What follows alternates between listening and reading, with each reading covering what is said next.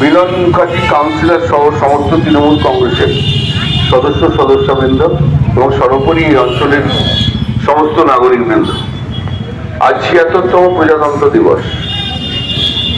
২৪শে জানুয়ারি ১৯৫০ সালে ভারতবর্ষের সংবিধানের খসড়াটি স্বাক্ষরিত হয় এবং সেদিনই জনগণ মনকে জাতীয় সঙ্গীত হিসেবে নির্বাচিত করা হয়। ২৫শে জানুয়ারি ইলেকশন কমিশন অফ ইন্ডিয়া তৈরি হয় এবং ২৬শে জানুয়ারি ১৯৫০ ইমপ্লিমেন্ট করা হয়। প্রজাতন্ত্র দিবস বলে আমরা মানি। এই ভারতবর্ষের সংবিধান ভারতবর্ষের মানুষের কি অধিকার, সাংবিধানিক অধিকার,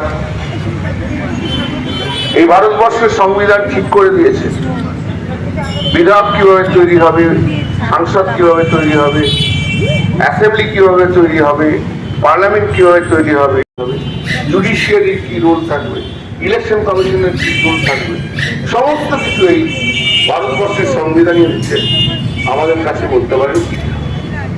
সেই ভারতবর্ষের সংবিধান সমস্ত মানুষকে অনেক অধিকার দিয়েছে এবং বিশ্বের সর্বশ্রেষ্ঠ গণতান্ত্রিক দেশ হিসেবে ভারতবর্ষ পরিচিত হয়েছে, কারণ ভারতবর্ষের গণতান্ত্রিক অধিকার এবং গণতান্ত্রিক লড়াই আর সেটা স্বীকৃতি। অন্যান্য দেশে এত সাংবিধানিক অধিকার দেওয়া হয়নি, এত বেশি, কোথাও যেমন আমেরিকায় প্রেসিডেন্সিয়াল ফর্ম, কিন্তু আমাদের এখানে তা নয়। আমাদের সরকার তৈরি হয়, সরকারের মাধ্যম দিয়ে কাজ হয়। তো ভারতবর্ষ সেই সাংবিধানিক অধিকার অনুযায়ী ভারতবর্ষের মানুষ তাদের অধিকারকে ভারতবর্ষের মাটিতে তারা প্রতিষ্ঠিত করতে চায়, অধিকার চায়, রোজগারের অধিকার, শিক্ষার অধিকার, আরো সামান্য অনেক কিছু অধিকার। এই গণতন্ত্র যখন থেকে দেশ স্বাধীন হয়েছে সেই দিন থেকে আস্তে আস্তে আস্তে আস্তে এই গণতান্ত্রিক অধিকার এবং গণতন্ত্র ভারতবর্ষের মাটিতে সুপ্রতিষ্ঠিত হয়েছে এবং এটা অনেক উচ্চ পর্যায়ে গণতান্ত্রিক দেশ হিসেবে প্রতিষ্ঠিত হয়েছে।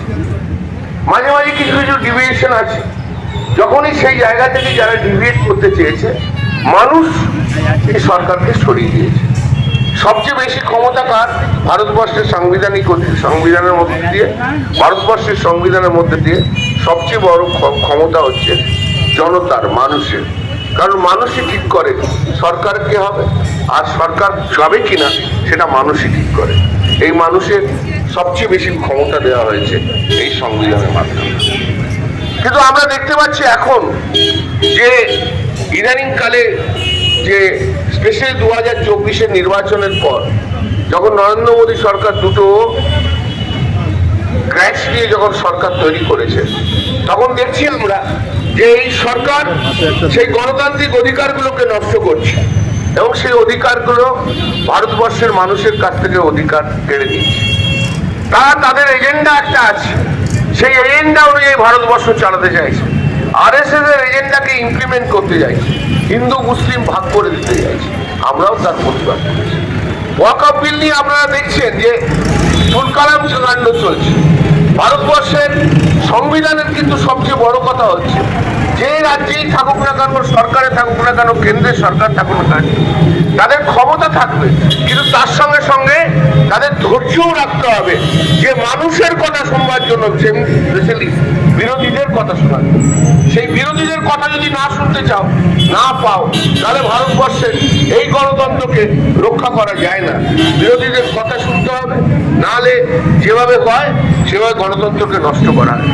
ভারতবর্ষের পার্লামেন্ট, যে পার্লামেন্টে গণতন্ত্রের মন্দির বলে আমরা বলি, সেই গণতন্ত্রের মন্দির আজকে দেখতে আমরা কি পাচ্ছি, জেপিসি জয়েন্ট পার্লামেন্টারি কমিটিতে এই গণতান্ত্রিক পদ্ধতি থেকে সম্পূর্ণভাবে নষ্ট করে দেওয়া হচ্ছে।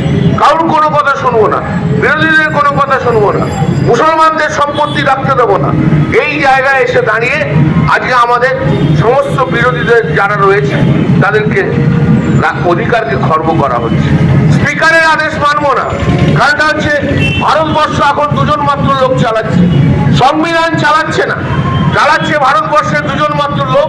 সেই দুজন মাত্র লোক যতগুলো ইনস্টিটিউশনের পদ রয়েছে তাদেরকে পুতুল বানিয়ে দিয়েছে।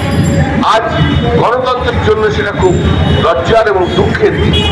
নিশ্চয়ই মানুষের মধ্যে সজাগ হবে, মানুষ তার পদক্ষেপ নেবে, সেই দিকে এগিয়ে যাবে নিঃসন্দেহে। কিন্তু আজকে সজাগ হওয়ার দিন। 26শে জানুয়ারি শুধু ফ্ল্যাগ তুলে দিয়ে দিলেই হবে না। 26শে জানুয়ারি যারা আছে তাদেরকে মনে করিয়ে দেওয়া দরকার, যারা জায়গায় জায়গায় রয়েছে, যে পথে রয়েছে। 26শে জানুয়ারির দিন ভারতবর্ষের মানুষকে তার অধিকারের কথাগুলো জানিয়ে দেওয়ার দরকার। দিল্লি থেকে উনি কি করলেন সেটা বড় কথা নয়, দিল্লি থেকে দাঁড়িয়ে তার বলা উচিত যে ভারতবর্ষের মানুষের অধিকার কি আছে, সেই অধিকারগুলোকে এনলাইটেড করার দরকার আছে, মানুষকে বলার দরকার আছে। আমরা দেখতে পেলাম যে গতকাল 15 ইলেকশন কমিশনের ইলেকশন ডে হিসেবে ছিল, আমিও ছিলাম সেখানে। কিন্তু আমরা দেখলাম, আজ কাগজে আমি পড়লাম যে আমাদের মাননীয় প্রেসিডেন্ট উনি বলেছেন ওয়ান নেশন ওয়ান ভোট, এটা খুব ভালো হবে, তাতে খরচা অনেক কমবে। আমি অত্যন্ত শ্রদ্ধার সঙ্গে প্রেসিডেন্ট অফ ইন্ডিয়াকে জানাই, অত্যন্ত শ্রদ্ধার সঙ্গে। ওয়ান নেশন ওয়ান ভোট নিয়ে জেপিসি তৈরি হয়েছে, সেখানে বিতর্ক রয়েছে, সেখানে মতের ডিফারেন্স রয়েছে। একরকম সরকারি মত রয়েছে, বিরোধীদের আরেক রকম মত রয়েছে। সেই মতের জায়গায় যখন আলোচনা চলছে, আপনি ভারতবর্ষের প্রেসিডেন্ট অফ ইন্ডিয়া হওয়ার জন্য, থাকার জন্য আজকে এই মুহূর্তে আপনার এটা বলা মনে হয় ঠিক হয়নি বলে আমি মনে করি। কারণ আলটিমেটলি আপনি কে? আপনি তো ভারতবর্ষের সংবিধানের কাস্টোডিয়ান, আপনি তো ঠিক করবেন। আজকে এই বিল নিয়ে আমরা বিরুদ্ধে কথা বলছি, ভারতবর্ষের অর্ধেকের মতো মানুষ, রাজনৈতিক দল তারা কথা বলছে। সেই মুহূর্তে দাঁড়িয়ে আপনার ওপিনিয়ন ভারতবর্ষের মানুষকে চাপিয়ে দেওয়াটা বোধহয় ঠিক হয়নি। কারণ এই আলটিমেটলি এই বিল তো আপনার কাছে যাবে, আমরা যারা বিরোধিতা করছি আপনার কাছে যাবে। আপনাকে তো কনসিডার করতে হবে কারেক্ট কি না কারেক্ট, তার আগেই আপনি আপনার ওপিনিয়ন কি করে ভারতবর্ষের মানুষের কাছে চাপিয়ে দেন। আমি অত্যন্ত শ্রদ্ধার সঙ্গে তাকে জানাতে চাই, এটা বোধহয় ঠিক হলো না। কোনোদিন কোনো প্রেসিডেন্ট অফ ইন্ডিয়া ভারতবর্ষের মানুষকে তার ওপিনিয়ন চাপিয়ে দেয়নি। যখন একটা ডিবেটেবল ইস্যু রয়েছে, ডিবেটেবল ইস্যু ডিবেট হবে, তারপরে ঠিক হবে, মানুষ ঠিক করবে। কিন্তু মতামত চাপিয়ে দেয়া, আপনি সর্বোচ্চ পদে রয়েছেন, সাংবিধানিক পোস্টে রয়েছেন, আপনার কাছেই তো আমরা যাব। যখন সংবিধানকে উল্লঙ্ঘিত হবে তখন তো আপনার কাছেই যাব আমরা, যে বলবো যে সংবিধানকে ঠিক রক্ষা করুন। আপনি তো আমাদের সর্বোচ্চতম, যেখানে যা হবে আপনার কাছে যে বলবো।